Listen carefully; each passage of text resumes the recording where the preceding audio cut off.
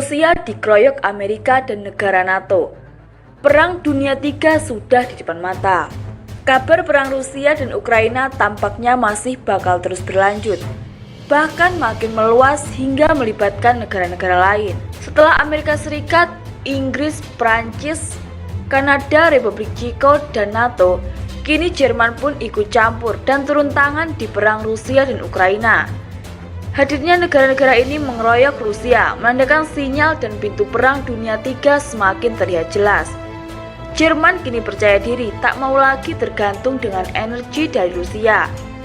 Karenanya kini Jerman berani melawan Rusia dengan mengirimkan senjata beratnya ke Ukraina.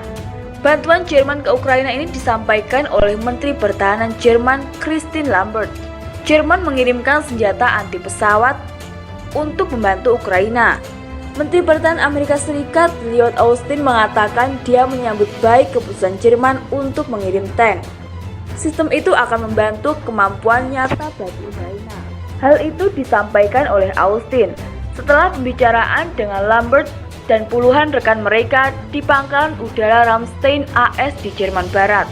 Kritikus termasuk Duta Besar Ukraina untuk Jerman menyebut Berlin dapat memberikan senjata berat ke Ukraina dan langkah-langkah lain yang dapat membantu Kiev mengusir pasukan Rusia, seperti embargo impor energi Rusia.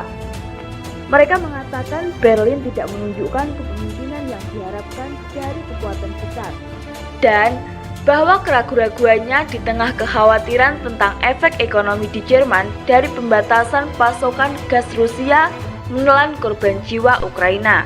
Kanselir Olaf Scholz telah membalas bahwa angkatan bersenjata Bundeswehr sudah mencapai batas dari apa yang dapat mereka simpan. Perusahaan pertahanan Rheinmetall telah meminta persetujuan pemerintah untuk pengiriman 100 kendaraan tempur infanteri tua Marder dan 88 tank Leopard 1A5 tua ke Ukraina. Rusia telah menggambarkan tindakannya di Ukraina yang sekarang memasuki bulan ketiga sebagai operasi militer khusus yang bertujuan untuk menurunkan kemampuan militer tetangga selatannya dan membasmi apa yang disebutnya nasionalis berbahaya. Pasukan Ukraina telah meningkatkan perlawanan keras dan Barat telah memberlakukan sanksi ekonomi besar-besaran terhadap Rusia dalam upaya untuk memaksanya menarik pasukannya. Amerika Serikat mengirim artileri ke Ukraina bertujuan untuk menurunkan kekuatan Rusia, tidak hanya di medan perang langsung tetapi dalam jangka waktu panjang. Demikian menurut Menteri Pertahanan AS Lloyd Austin dan pakar militer. Amerika Serikat, Prancis, Republik Ceko, dan sekutu lainnya mengirim sejumlah howitzer jarak jauh untuk membantu Ukraina menumpulkan serangan Rusia di wilayah Donbas Timur. Didukung oleh pertahanan udara yang lebih baik, serangan pesawat tak berawak dan intelijen Barat, sekutu berharap bahwa Ukraina akan mampu menghancurkan sejumlah besar senjata Rusia dalam pertarungan yang akan datang.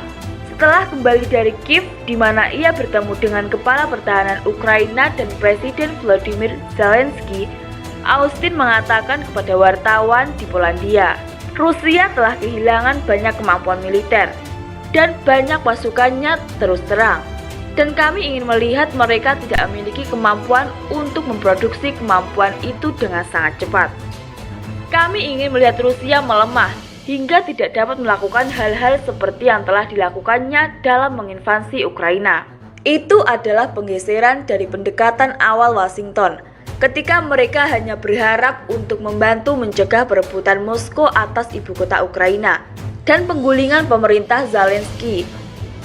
Faktanya, dibantu oleh rudal anti pesawat dan anti baju besi yang dipasok oleh Amerika Serikat dan sekutu Eropa.